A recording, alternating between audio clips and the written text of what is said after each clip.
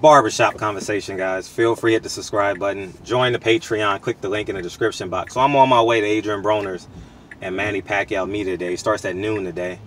So if you're on my Patreon, feel free to put in your questions. I told you to go straight to my phone.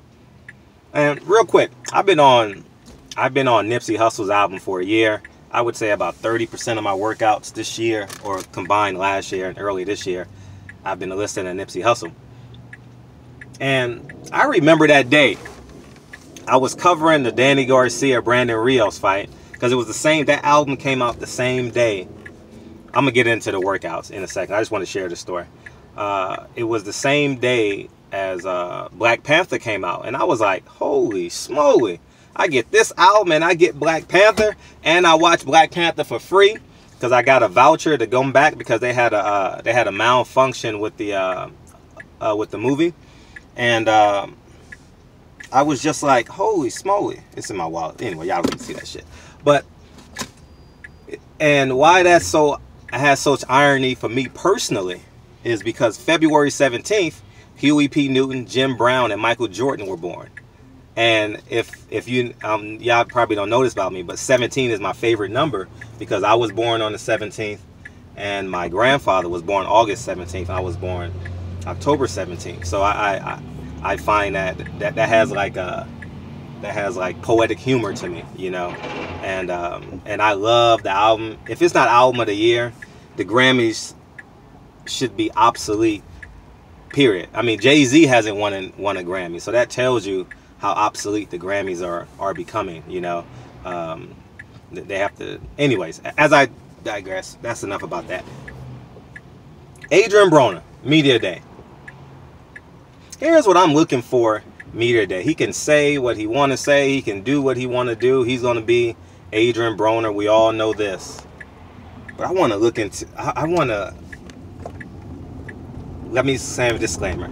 He's the underdog for a reason. When a person shows you who they are, believe him the first time. But, you know, I would like to see this upset. And the reason why, I'm going to change subjects right now. I'm going to talk about wanting Adrien Broner to get the upset.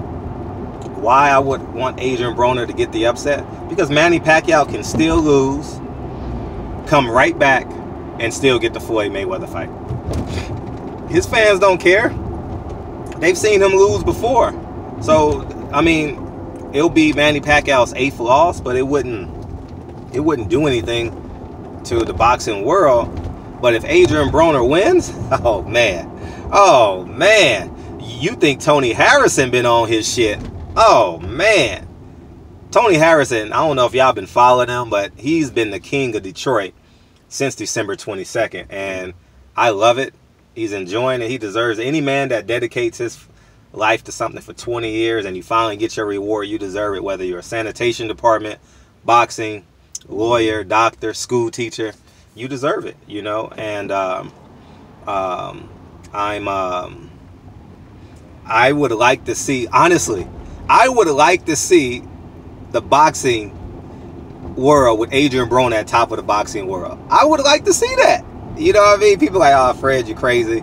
But wouldn't that be entertaining though? Like, wouldn't that be like,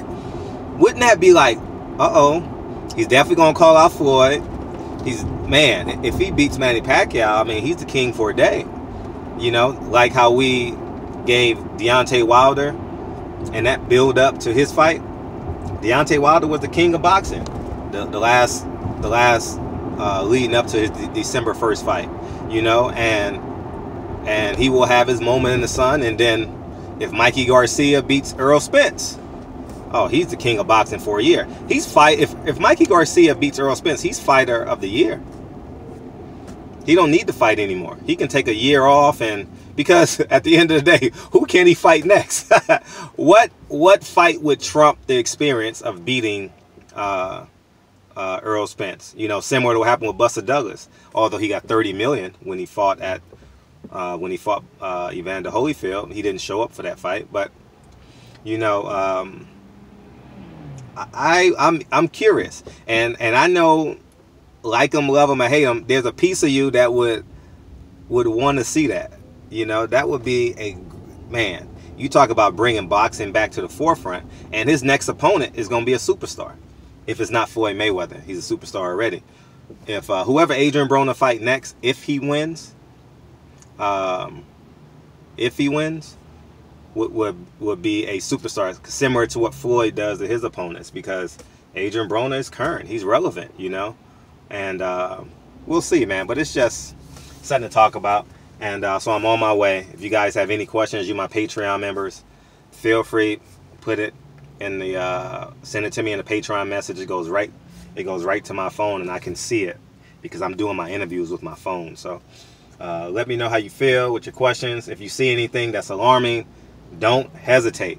Send it to me in my DM if you're not a part of the Patreon, because I don't hear everyone's interviews. I don't see everything that's going on. And so I may be late to the bus as it relates to something breaking or anything like that. But so Adrien Broner is at 12, Manny Pacquiao is at 1, and you guys know how I roll. It's 10:47. You guys know I always get there early. That's one of the core principles to being great. You know, don't raise the levels. You personally raise the levels of expectations when you're early, on time, as opposed to if you get there late. It transfers the energy to, nigga, why you late? Nigga, I've been waiting on you. I'm not doing this shit no more. You know what I mean? So you rather bring 2 cups of coffee and come early. When I was a school teacher, and my aide, I brought 2 cups. I don't drink coffee, but let's say hypothetically, I brought 2 cups of coffee, and that was it. And we went on with our day. So I silently encourage my aide to get there early, because she says, oh, if I get there early, he brings me coffee or a donut or something kind. And, you know, so that's business 101, you know what I mean? Train the culture to abide by your standards, you know. So anyways, man, or respect your standards on the other side of the fence. So anyways, man, at the end of the day, I tell you guys all the time, I love y'all. I truly appreciate y'all. And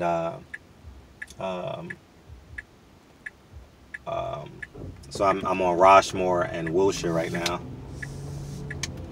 but I'm too far away. I was gonna show you where it's too far down. I was gonna take you to where Biggie got shot, but it wouldn't be a good idea right now. So, but anyways, man, barbershop conversations. Feel free, hit the subscribe button, and talk to you guys real soon. Peace.